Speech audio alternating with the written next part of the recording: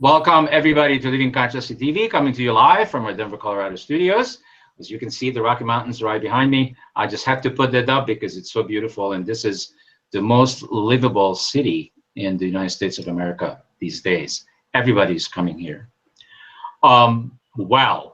So we are streaming on consciousolutionmedia.com, as well as YouTube Live and on YouTube Red.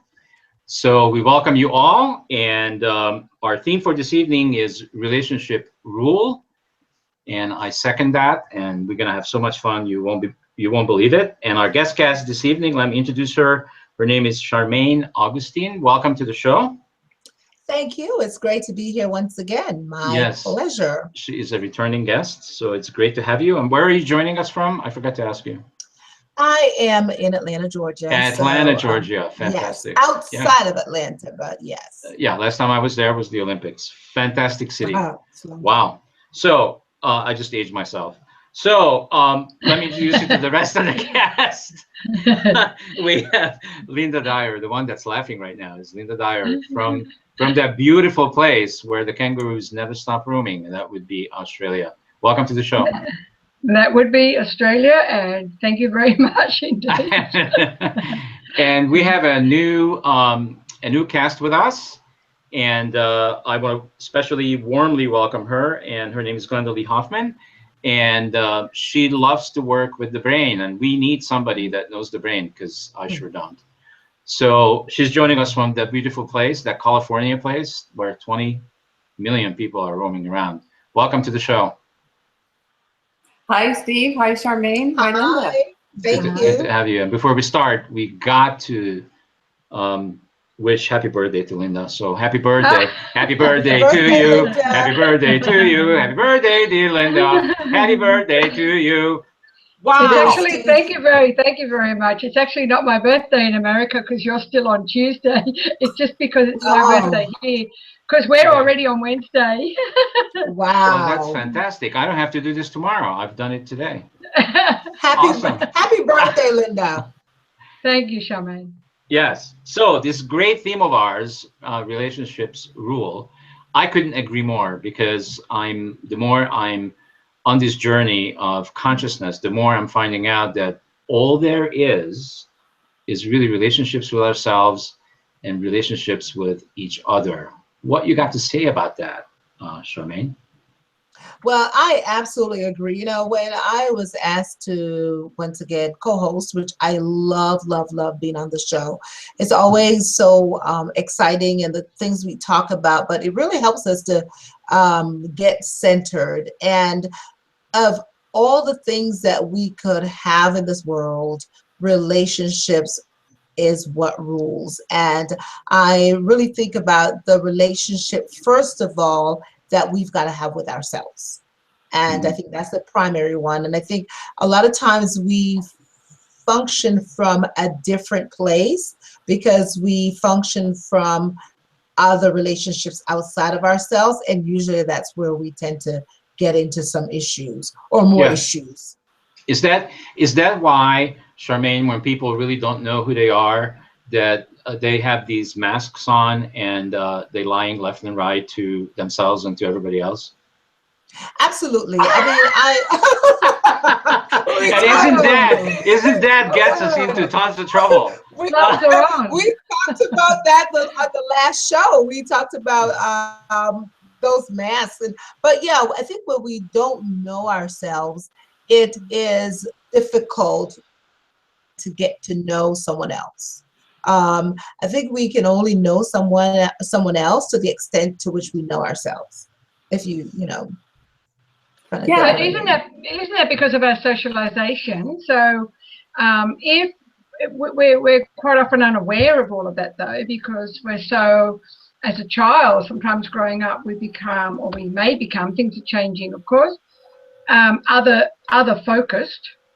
So what other people said and what other people do tended to affect what we said and did, or how we believed was going on for us. And so if there wasn't any other example, then it was a little challenging for us to feel good about us. You know, those comments, oh, don't be so self-centered, was, you know, were common, rather than, you know, think of others or how's that going to affect the rest of the family, rather than now I believe it's absolutely imperative that you become self-centered and start focusing on the purpose of why you're here on the planet. And I don't think that was encouraged anywhere near enough when we were going. So a lot of us have had to learn how to do that. And I think it's just taking a long time for us to transport that into other people's thinking. And it's taking a while because there's a lot of things coming up that say, that doesn't suit me, that doesn't suit the way I was read. Not only Absolutely. that, but when we say get to know ourselves, part of that is getting to know the human psyche. We've heard a lot of, and we've been taught to believe in a lot of untruths about the human psyche. And when we do this work on ourselves, that is what a major area of study is, when we not only get to know the human psyche, but our own personal psyche, the history of, just like you said, our history of our interaction with the social milieu in which we grow up, and then the history, the larger history, even, you know, the old patterns that had followed. I mean, when I think about the judicial system, I think, you know, we've had this judicial system since like the 1400s. People don't actually grasp that. Right. And our alphabet, we've had that for almost 3,000 years. So there's a lot of history in our individual and collective psyche. Absolutely. So you know, these days I kind of go way out there because I'm interested in expanding my own consciousness and expanding conscious evolution media, and in order for me to do that, I think I felt for quite some time now that I need to like step outside of my own comfort zone. So these days I say things that maybe I have never said before, but that's okay. So one of the things I want to say is, what if, and these are lots of what ifs, I don't know for sure, but I'm testing them out on myself, and I'm going to test it out on you. So one of the things that I keep thinking about or coming up, that when I'm in relationship with somebody, okay, and people have said this before, but I never really understood it. There's only one of us there. How would any one of you really explain that? Because I have now proof, because that's what I'm going for these days. I'm going for proof for myself, not to convince any one of you or anybody else out there that's watching, but I'm looking for proof for myself that what I'm experiencing and what I'm talking about is true for me. So for example, I like to bring in my own examples, and I support that everybody else, you know, please do that if you can. But my own example is I have been going to this massage therapist now for 6 months, and I didn't even know, and I've been getting massages for years, and until I saw this person,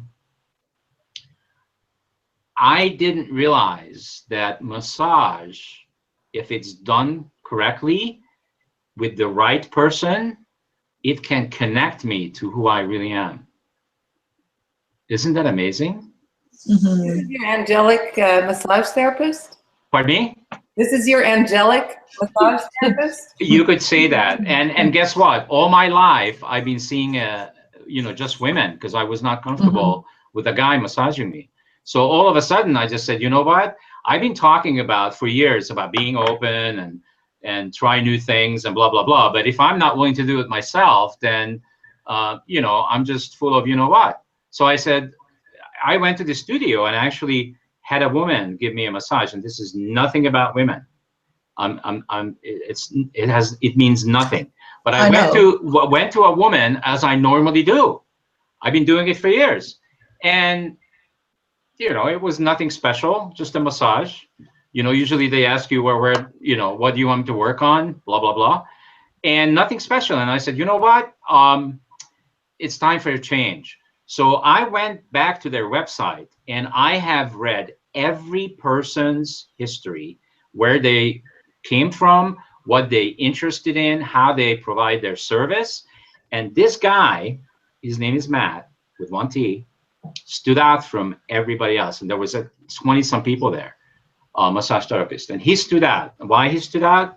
Because he said these magic words: my purpose of doing the work that I do is to help you to connect to your real self. And when I read that, I said, guess what? I have arrived. And how I want to complete this conversation is that now I had like these crazy thoughts for 6 months, because he touches me ways that nobody has ever been able to touch me. Do you get that? Yeah, and I think like you're saying, it's a connection with ourselves. And I mean, obviously, just to use that example that you brought up, yes, when you get a massage, you get a massage from a male or female, etc. But what you were looking for is that connection with yourself.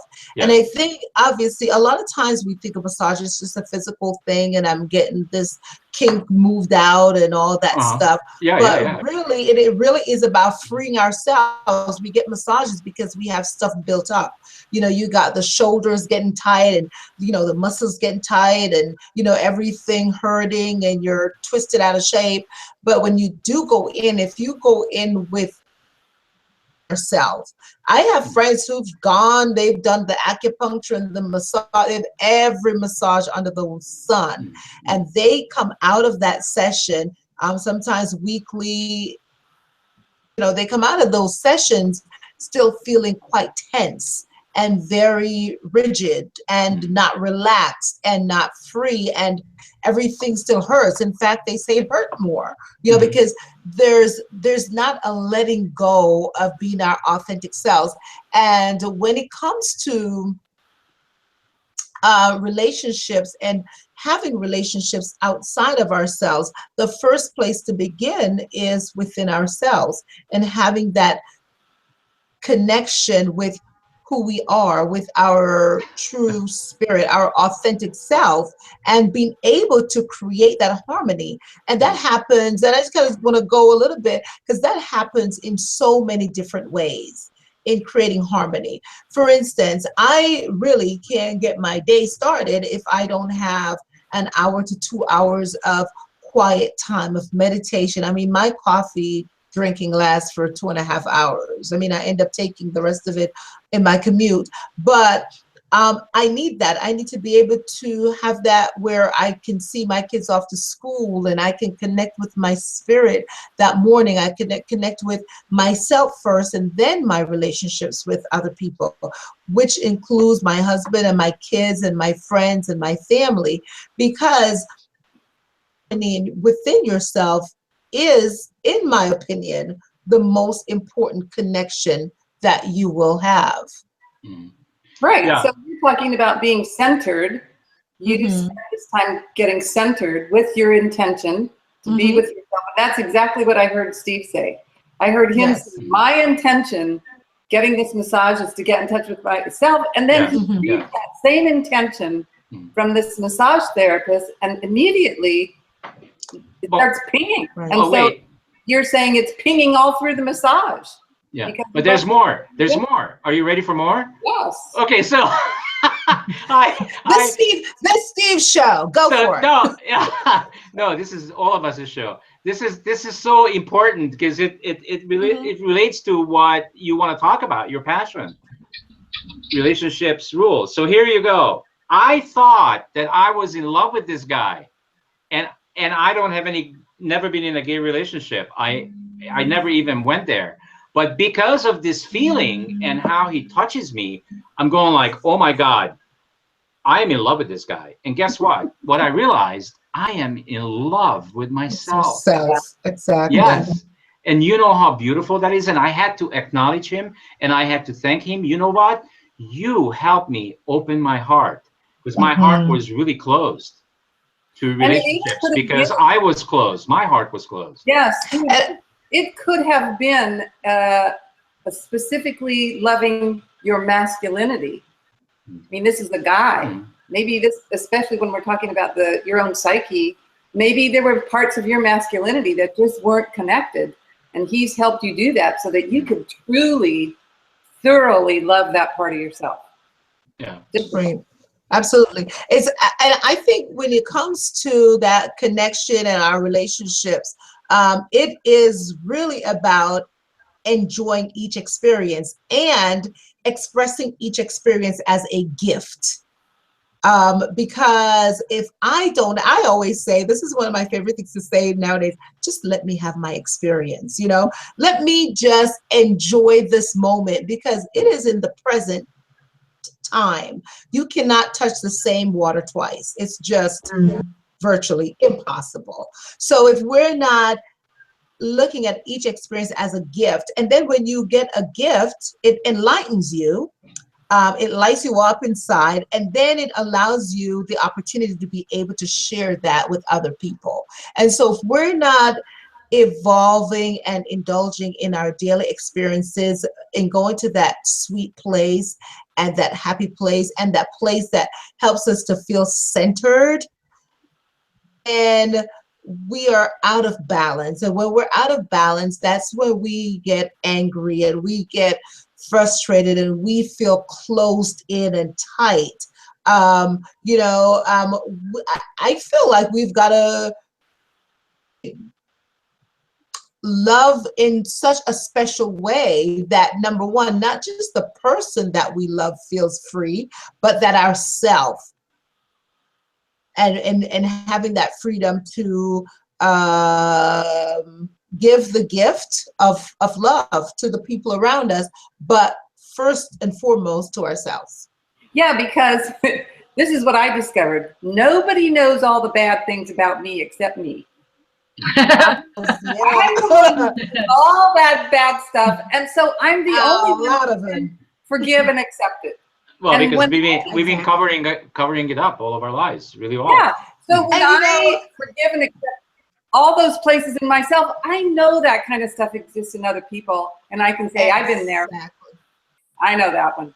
Exactly. But, and I think the thing that Glenda is what you're saying and what I'm hearing also is we have got to be tolerant of ourselves, non-judgmental of ourselves, and accepting of ourselves, because like you said, I mean, no temptation has seized us except what is common to man. So everything that you do or feel or go through, or we call them sins in our dark places and all that, really for me it's just the different side of the same coin. I always say where there is great light, there is great darkness.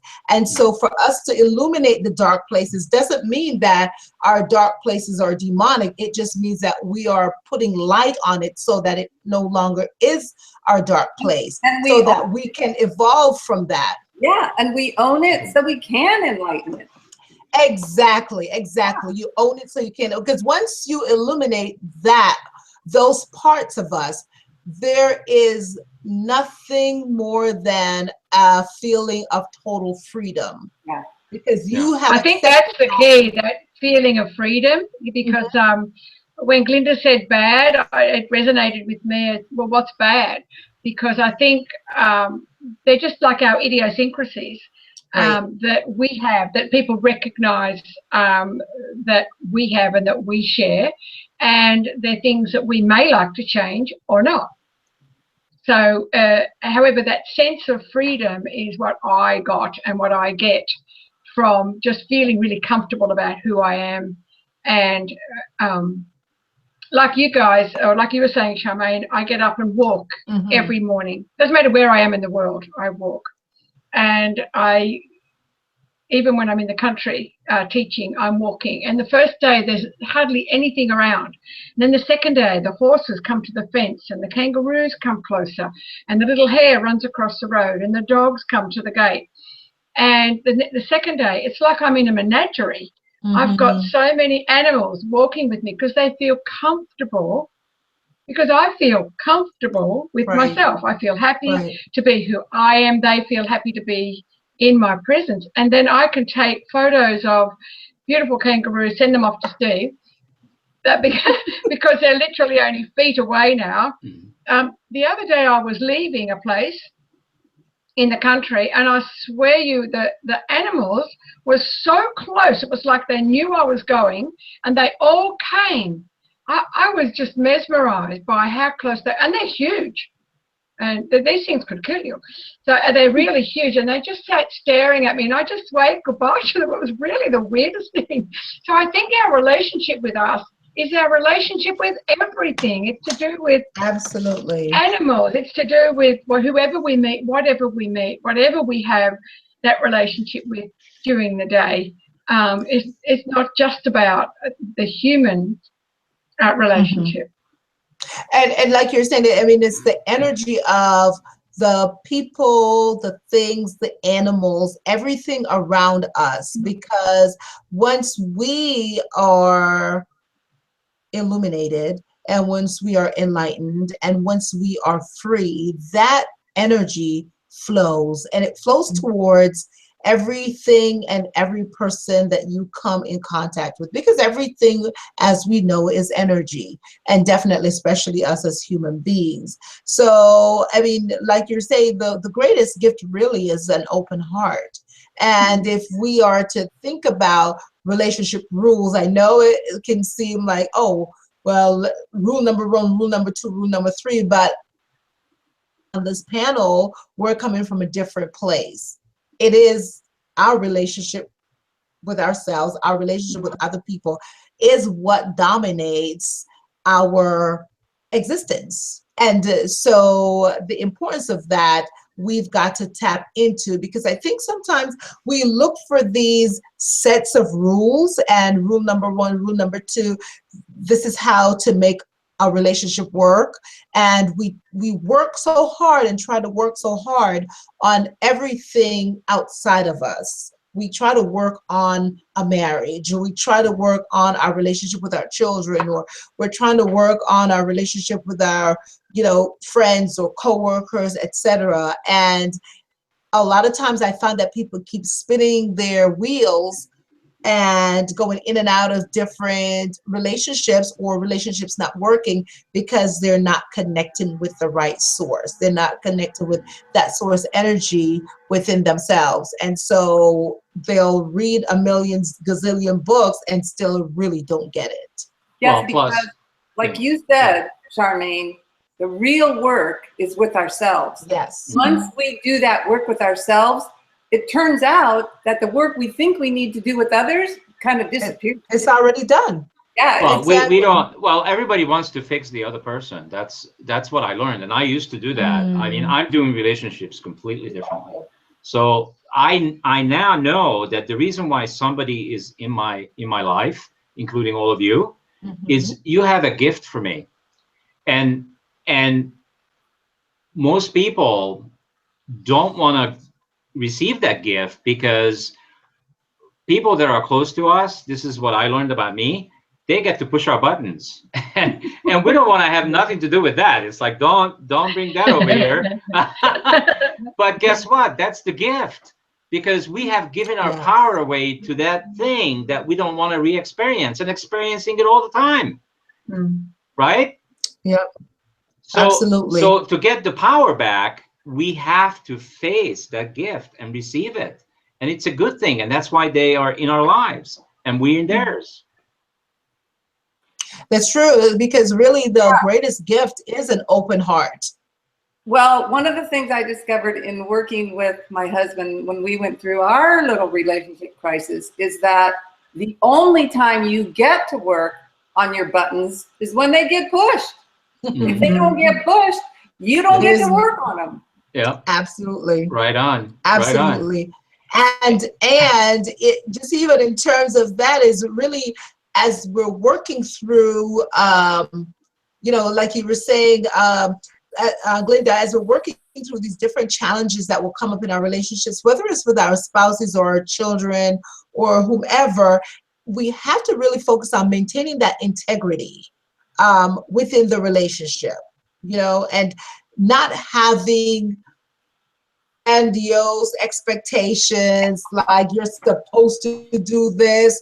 And I mean, so often we get like cornered into a set of rules and regulations, like you're the wife or you're the child, I'm the mother, you're the husband, you know, I'm the wife. And we feel like I'm supposed to just fit into this small little description of what a wife or a mother or a husband or a father or a coworker should be, and there's no expansion of ourselves. And I think that's when people get stifled, and that's usually when there's a lot of rebellion and anger in relationships, because there is no freedom. And I think that's for me, that's the greatest thing in any relationship. It's having that freedom and that integrity, and not having of the person that you don't have of yourself, and first having just your own expectations. What do you want to become, you know, it versus here's what you need to be for me.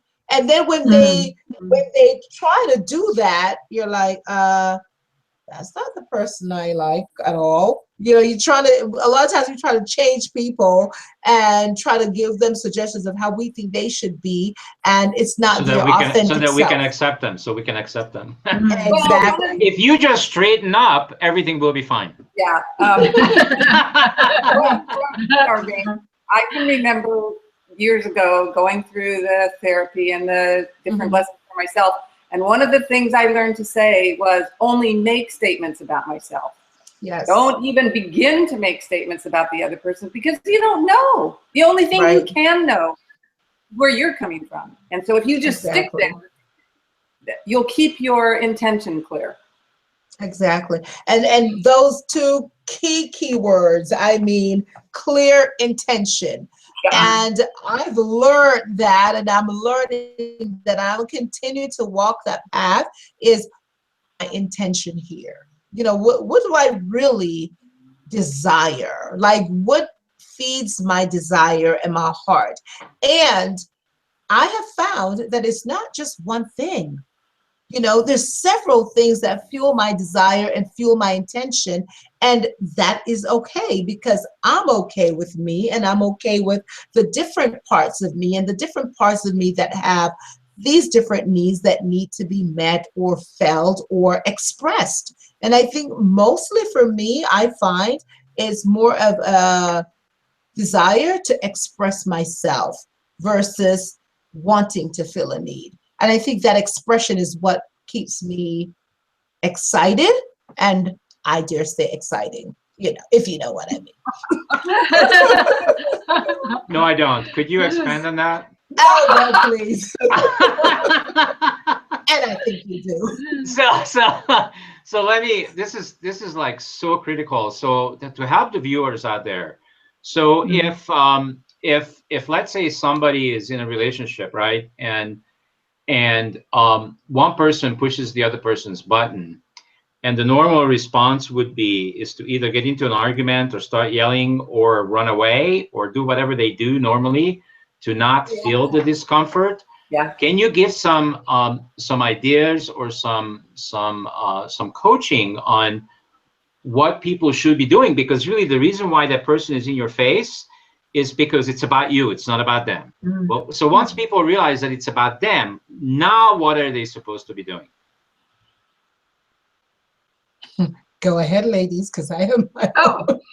Okay. So if somebody, for example, I had a client once who came in late one morning for a course, and she just sat on the chair, and I said something to her. I said, "Oh, actually, at this level of the course, it's not actually appropriate to be late. Like, we're talking 3/4 of an hour to an hour every day."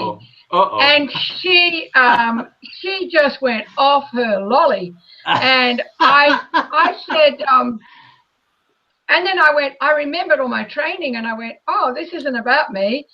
There's something going on inside of her, and I just need to sit back and let it go over my head. So I did. I just sat back and I allowed her to go off the rails. And then I said, so who did I remind you of just then? And she said, my mother. I said, do you think it'd be a really good idea to have a chat to your mum? Because we can do that right here now in coaching. And so we did, because she was running around, and anybody that ever disagreed with her or said something, they became instantly her mum. And so she would yell at them, the same as her mother yelled at her. We call it inner child work, but quite often it's not actually about you when someone's yelling at you. It's quite often their stuff being triggered by somebody else. And so there's learnings on both parts here. And so Yes. I think for them it's about, so two things I think about. One is, who do they think that you are at that point? And to do that, you've got to be very quiet when you say it.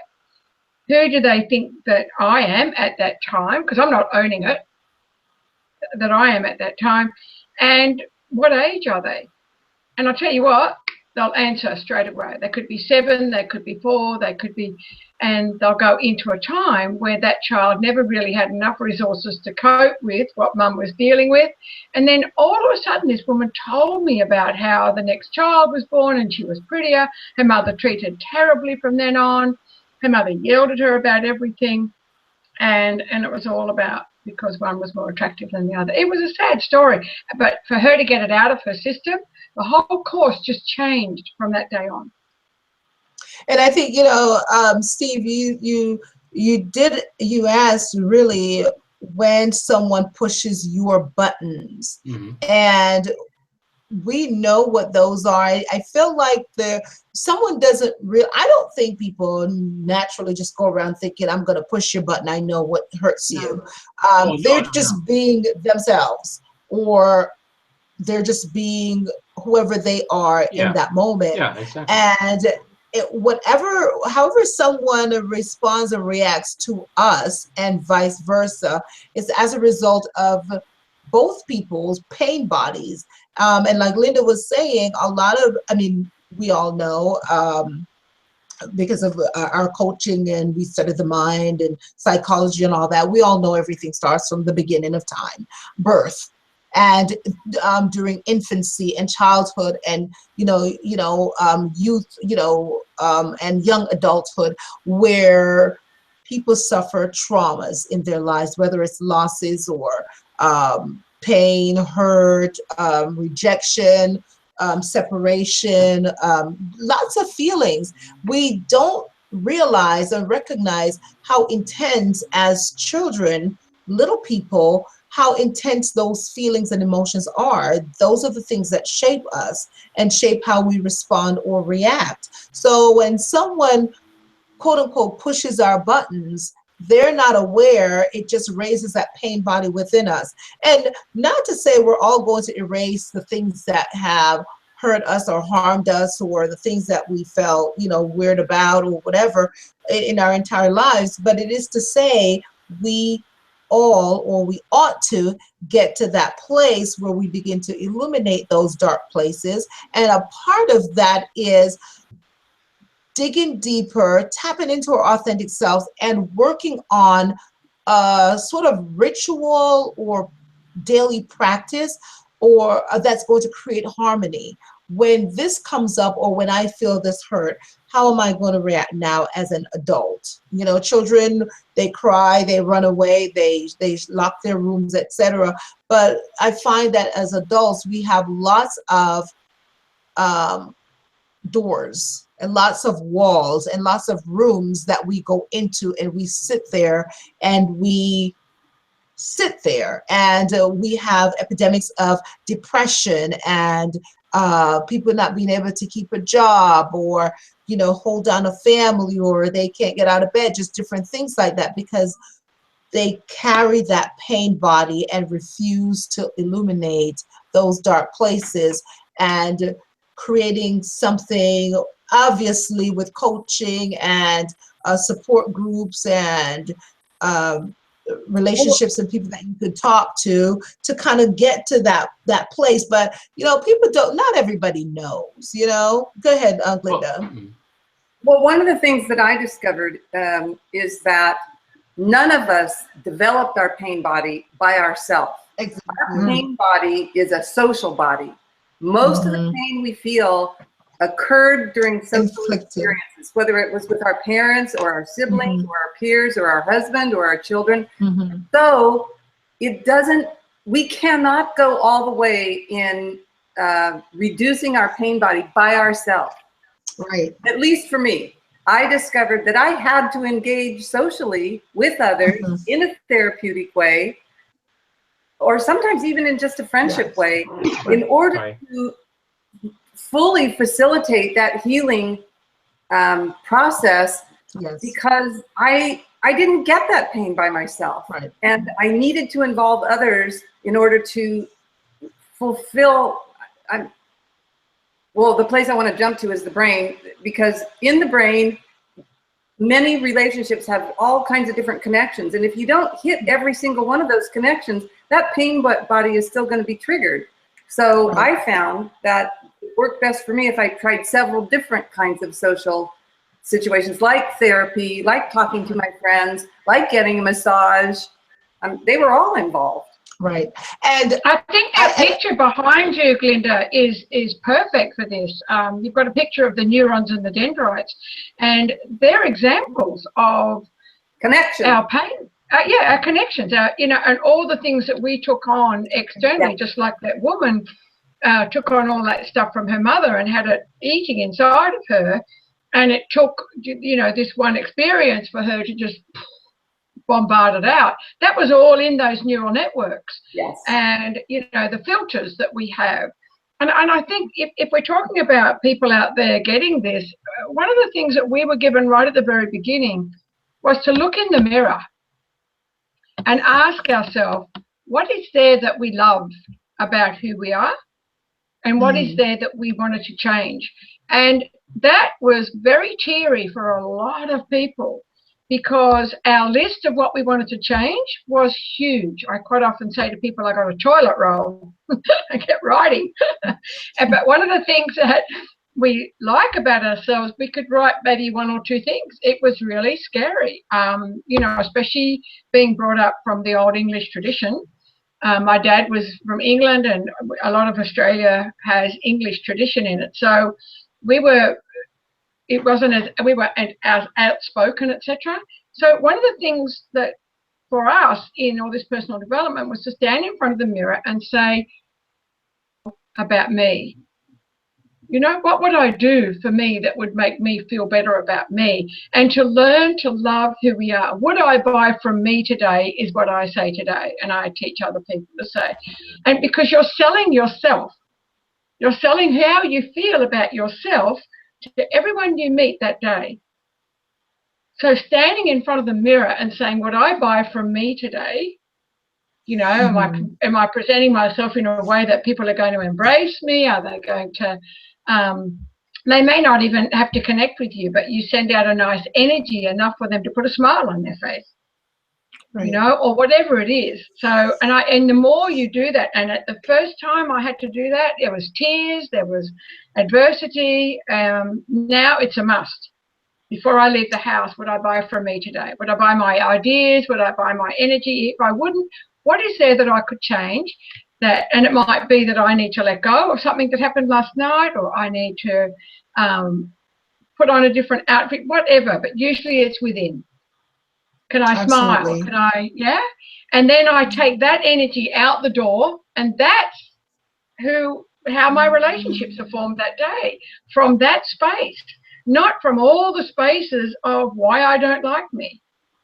Because that's not serving. We're not getting anywhere with that. So for the people out there, I'm just saying a practical thing you could do is start writing down all the things that you really love about you, and even about your kids and your partner, and then keep saying, when you empty out, say, what else? And what else? You know, and all of a sudden you get these amazing insights that you're a pretty okay person. It's just that you haven't focused on that for quite a while. Don DeMartini would say the reason why we don't focus on it is because we're comparing ourselves to someone else all the time. And we don't need to do that anymore. We're individuals. We're unique. We're absolutely unique beings. And we're just fine the way we are. Absolutely. But don't you agree that when we are with someone or in relationship, they are the mirror? Yeah, Yeah. you attract your subconscious mind. Absolutely. Exactly.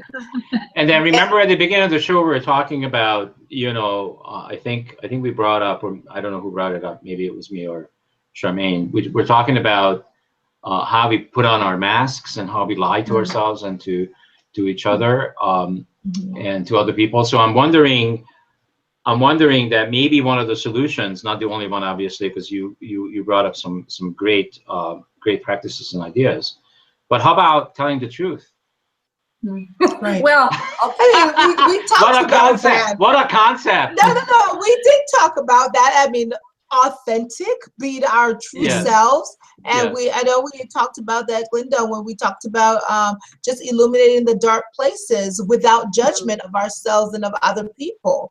That is telling ourselves the truth. Doesn't mean that you have to tweet every sin about yourself or Facebook everything, or confess your whole all your thought processes, etc. But if we're truth means you're living authentic, meaning there is freedom. Truth sets you free. So if you feel free and you're accepting of yourself and you're feeling, just like you said, Linda, I am okay. There's no need to compare myself with another person. This is my truth. This is my authenticity. I have the yin and the yang. And so, that is a novel concept. Yeah, but we just ought to live there. But Charmaine, hang on for a second. I'm just trying to get a little bit more practical. So if I'm reacting to somebody on something, okay, would you agree that if I'm reacting, and what I mean by reacting, words are funny, but what I mean by reacting is there's something I don't like, whatever the person said or did or whatever, I don't like it. Okay, so that's not theirs, that's really mine. So the first thing is to be aware that that's not their stuff, that's my stuff. Exactly. So but what does that look like, telling the truth about that? Because that's something that's something I've been living with for most of my life. And you're not alone, because I feel like a lot of times we don't say what we truly feel. That's right. And we feel like if I say what I truly feel, then that's confrontational, or is showing that I'm weak, or I don't want to hurt the other person's feeling. So feeling comfortable, like I will tell someone, this is how that made me feel. And I have a habit of doing this with my children or work, or when I'm around anyone else. 85% of the time I will ask verbally. 15% of the time I will think it. But I always say, how do I make you feel? How does that make you feel? Because it's important for us to get in and out of each other how something makes us feel, because too often we bottle those feelings. And it doesn't, I'm not necessarily talking about feelings of anger or sadness or, grief or anything like that. I'm also talking about feelings of happiness and love. And we are so quick to express more negative emotion than we are to express our love for someone or how they make us feel. So I like telling people how they make me feel. And I like to ask, how does that make you feel? And I hope I make you feel, or how does that make you feel? But like you said, Steve, have been so conditioned to please other people. So we think about their feelings first or foremost. And we don't necessarily think about, when you said that, I felt this, and just get it out, just get it out. Well, it's easier said than done. I'm sorry, Glenda. I also like the way you framed that. You didn't say, you make me feel this way. You said, this is how it makes me feel. Exactly. And that's framing it in a clear way. But what you're really talking about is most of us have a sensitivity of the expectations of others. Right. And where we get lost is when we act on those expectations if they're not ours, and then we regret. Right. So exactly. Yeah. And then we bottle it up and we keep it for years and years and years and years and years until the person dies, and we're at their funeral and we're like, oh my gosh, I forgot to talk about this, or I hadn't talked to them for 30 years because they hurt my feelings or they said something. But yeah, it really is about, you know, this makes me feel so and so. I think it puts the other person less on the defensive. And so it really is, sometimes it's not about wanting to hear something back from them. It's just wanting to get that bottleneck out of yourself. Not only that, but from studying the brain, one of the things I discovered is that the mammalian part of the brain and the reptilian part of the brain have no language. And the mammalian part of the brain is the part of the brain that processes all the feelings. So until we give them words, until we develop a language for them, we don't know what to do with them. Right. And lots of times we end up suppressing them and bottling them up because we're just, we're ignorant. Right. So I love the way that you are expressing this. Thank you. I struggle with it myself, exactly how to frame this feeling so that you own your own and yet you acknowledge the other. Right. So thank you. And I'm also wondering that, is it necessary, and maybe in more intimate relationships, it might be necessary to have this kind of a dialogue back and forth. But I'm not sure that in other relationships, this can be done by myself, for myself, because I'm the one that was reacting. And once I clear it up inside of me, the next time that person comes at me with the same thing, I won't even react because I'm already free. Yeah. Right. And there's no explanation required, you know? No, it's a trigger. If you examine your own trigger and go, oh, I know what that's about. Usually that's exactly what happens. You enlighten yourself by examining that. It's like the scientific method. You've shown the light on it and you've illuminated it and you see it clearly. A lot of the times I found out that is all you have to do. See it clearly. And then the issue around it dissolves. Exactly. And then sometimes you wonder, like you would think, well, how did I change from being that kind of person to this kind of person? Or I know sometimes I think, I haven't gotten really mad or angry or whatever in a long time because like I know things happen. And then I'm thinking, you know, my husband, he's kind of a lot more jovial and we're joking and hanging out more and things like that because of being more and more and more in touch with myself. And then also not thinking that someone is saying something or does something because they're, you know, they're doing it to me. It's like, oh, so you, I don't know, whatever. So that's you. That it has nothing to do with me, and we can still carry on with life. It's not that serious. And I've learned, another statement. Go ahead, For another Linda. statement that I say when people do that, like you was talking, Charmaine, is I'll say, that's interesting. Right. So because we're for years we've been saying, well, that's wrong or that's right. Right. In fact, when you start to feel really great about who you are, you open your eyes further. You've got this plethora of information coming in, and you're more open to absorbing way more stuff, and then making a decision. So it's calmer, and you go, wow, that's interesting. I haven't looked at it from that point of view before. Right. Yeah, I say that's funny. I say that's funny. Yeah. Same thing. Or I say, you've got a good point. You know what? That makes sense. But really, seriously. On a serious note, I do mean it.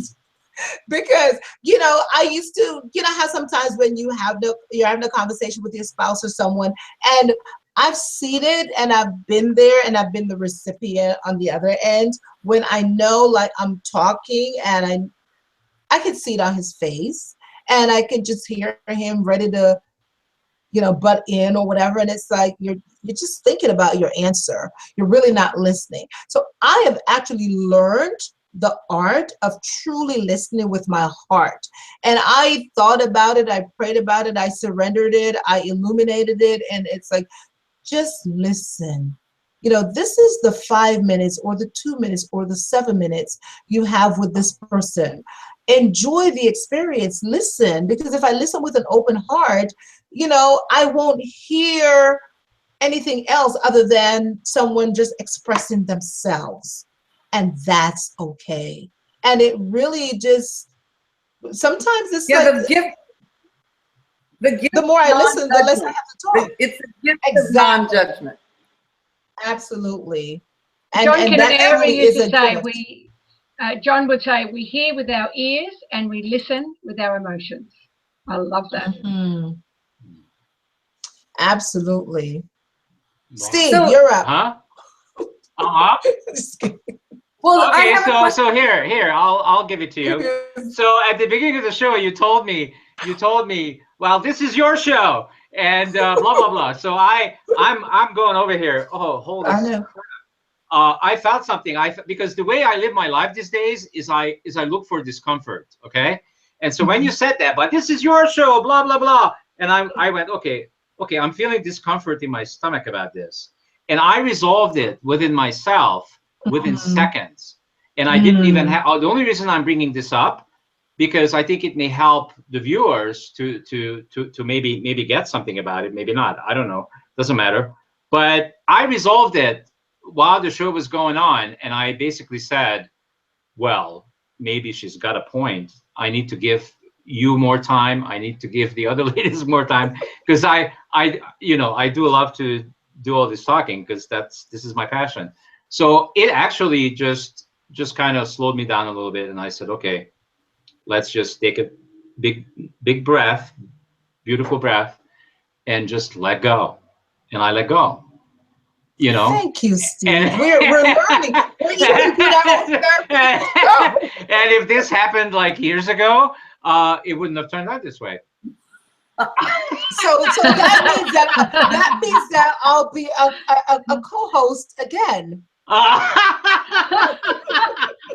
Just so you could come and clear Steve. I know, right? I mean, who would have thought it? Okay, Steve, you can send me the check for that quick therapy session. That's a gift that you have given me. Okay, it wasn't a huge gift. It wasn't a huge gift, but it was big enough to be noticed, and I got it. I'm going like, yep, I'm gonna. Basically, what I said to myself, I need to yield right now. Okay. And did you feel it? Did you feel anything? Yeah, I did. I did feel that. And it's so funny because it was the natural, you know, you started off with the show, you know, and it's I mean, you're moderating and you're hosting the show and you get us on as your guest, but it was a natural thing. I didn't even think about it, but then you took it because it resonated you know, and you're like, you know what, let me yield. And then sometimes, like we all do, like I am very chatty and all that, obviously. And I have to, like, the ladies are talking and you're talking and I'm literally like tuning in and listening with my heart. And I think just like you said, and I think for all of us, we're feeling each other as gifts on tonight's show. Like, wow, I'm learning so much from this person. I'm really tuning into this person's energy. And I'm being fed. My dark places are illuminated. And, you know, just like you had said earlier, what if someone pushes your button? And you even had a real live experience just now that you were able to share with us. Yeah, I usually do because I now invite discomfort. Because I'm learning that by inviting discomfort is how I'm growing, how my consciousness is growing, and how my mind is growing. Glenda-Lee will love this, because if I don't, if I say no to it, I'm not growing. Right. That's true. I mean, I've been thinking this for the last 5 minutes. I've been thinking that the basis of getting to know yourself is personal growth. Yes. That's what it is. And when we are happiest is when we actually learn something new about ourselves, because it gives off its own neurochemistry. And that neurochemistry is a sort of elation. And we all feel that. And Steve, you said that. I'm thinking that you say, I invite discomfort, because every time you meet that discomfort and you move through it, the elation comes. Yes, yes. And so you've learned. There is no growth within our comfort zone. Yeah, absolutely. And it was a real button. It was a real button, Steve, because it was actually your belly button. Okay. But, so you'll remember that one. You said I felt it here. Oh yeah. I know. I will remember it. No worries. So wow, this is amazing. So what a great theme, relationship rule, because it really does. It really does. I mean, I think we can get it down to the very nitty-gritty, which is, for me, and I speak for me, because I locked myself up for many years into a 12 by 12 room. I was basically like if I went to the mountains, to the Himalayas, I did that.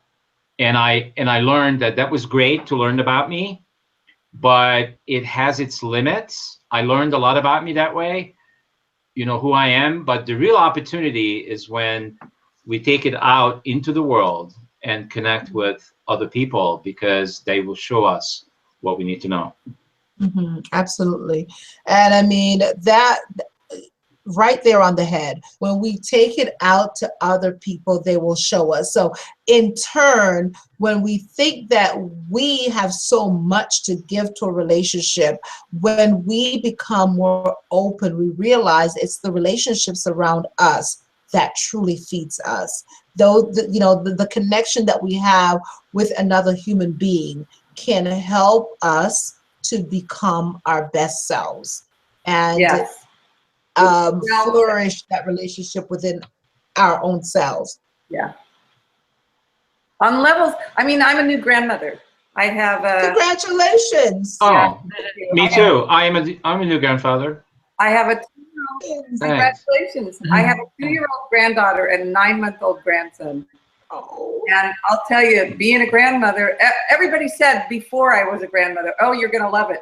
But I wasn't totally in love with my infants when I was a mother, because I was so harried, and you don't have any time for to yourself, and you want to spend an hour not being touched. Right. So that thing. And so I was like, I don't know, but turns out it's true. Yeah. Sweet. Yeah, we can give him back. We can just hang out for a few hours, and here it is. See ya. As a parent, you don't really have that time to actually sit and just watch your children. Although I have to say, my daughter does, even in her harried moments, she sends me little videos from when she's actually watching her children. And it's so enjoyable to be able to share that with. Just example, she took a little video of her daughter in the bathtub last night. Her daughter's 2 years old, and she was telling a whole story about her and her brother, her 9-month-old brother, with shampoo bottles. But I couldn't understand a word because she can't enunciate yet. And yet she's very enlightened in her own intelligence. So when my daughter came over to my house, she played the video again, and then she told me everything that my granddaughter was saying. Oh, look at you light up with that relationship. Yeah, that's a special relationship in your life. Check it out. Glenda-Lee. Fantastic. So, wow, you ladies were absolutely fantastic. We are coming to the end of the conscious hour, which is always proof that time does not exist. Time and space does not exist. No, it certainly flew. All made up. Yes, it's all made up. It went by really fast. I so much enjoyed being with all of you, and I, again, thank you for helping me to expand my consciousness. Thank you, especially Charmaine, for the gift that you have given me. I receive it. Thank you. You are welcome. Yeah, thank you. Namaste. And yes. And we're not even doing yoga, or maybe we are. I know, right? We are. You never know. Yeah, we maybe are. Living yoga, yeah. And thank you for all of your engagements and interactions. It was fantastic. I I love the show. I hope everybody else that's viewed it now and going to view it in the future will love it too. And so keep going. We have actually done some shows with Glenda-Lee. Actually has moved now on our top 10 shows every month to the first place. Yay. So wow, that's amazing, Glenda-Lee. No wonder you are here now. You earned it. You earned it. You are a cast member here. You earned it. So Thank fantastic. You so much. And Charmaine, it was wonderful meeting you. Oh, it was my pleasure, and I always look forward to coming back on future shows. So I'm pretty sure I'll see you some more. Yeah. And Charmaine, you have this energy like you're an actress or something. It's like, well, she's beautiful. You're such a you know, whatever, a model, an actress, maybe both. I want to be. That's why I like to be on shows, so I can get a superstar. So please come back. Is she's beautiful and grounded. Oh, thank you so much. Gorgeous. Yeah. Thank you. Fantastic.